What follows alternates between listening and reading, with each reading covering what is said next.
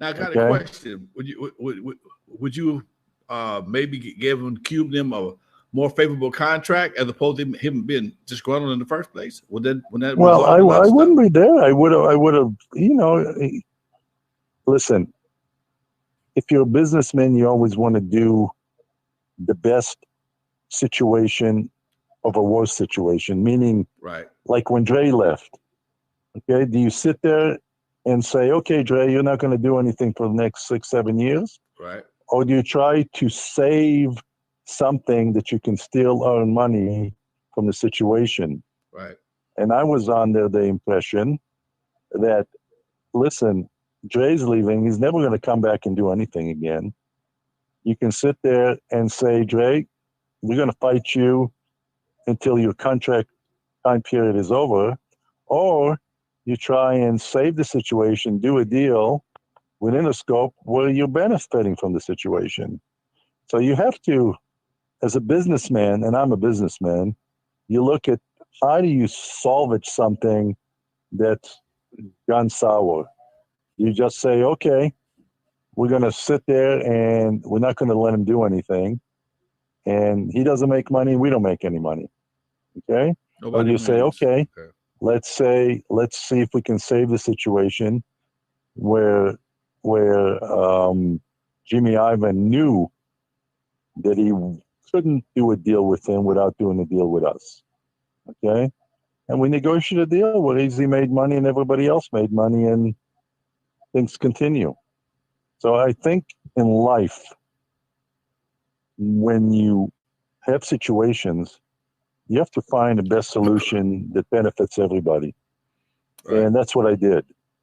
And sometimes it was difficult, like with the Brian situation. Brian didn't want to give up the contract that that he just did with Ruthless. So why would I give up something that you just signed? But he was persuaded. Let's put it this way. Okay. I understand persuasion. All right.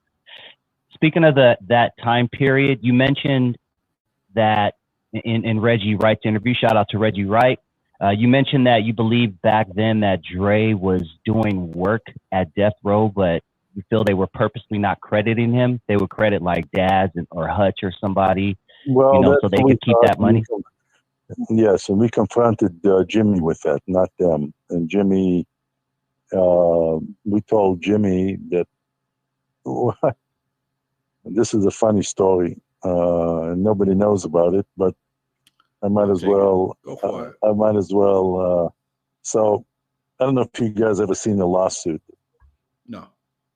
Your paperwork with his lawsuit. So if you look at the front page of the lawsuit, it has the defendants and plaintiffs. You know what the defendants and plaintiffs are? Yeah. Okay. So it has what's called a caption page, and it says so and so is suing so and so. Okay. So Jimmy, we felt we were not getting paid what Dre was doing, and we blame Jimmy for that. Okay. So we played a little poker. We just did a front page of a complaint with Jimmy's name on it. Okay. Okay. The rest of the document had nothing to do with anything. But when we went, with Jimmy, and Jimmy thought this was a complaint ready to be filed against him with all these allegations. The only thing we had was the front page. And Okay. and when we met with him, he said, "Why are you suing me?" I said, "Because I think you're behind it. You always got to go to the head of the snake." Okay. And he settled with us immediately. Wow. It was the same thing we did with Suge and Suge. Suge knew how to make himself scarce in his neighborhood, but his lawyers didn't. Okay. Okay, so we had a word with David Kenner and I told him, hey, if anything, this continues with Eazy, we're going to hold you personally responsible. Meaning David Kenner.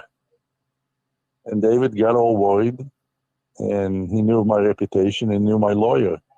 He called my lawyer, and he said, you know, he said to my lawyer, you know, I'm worried about this Mike Klein. My lawyer says, well, if you didn't do anything wrong, you shouldn't be worried.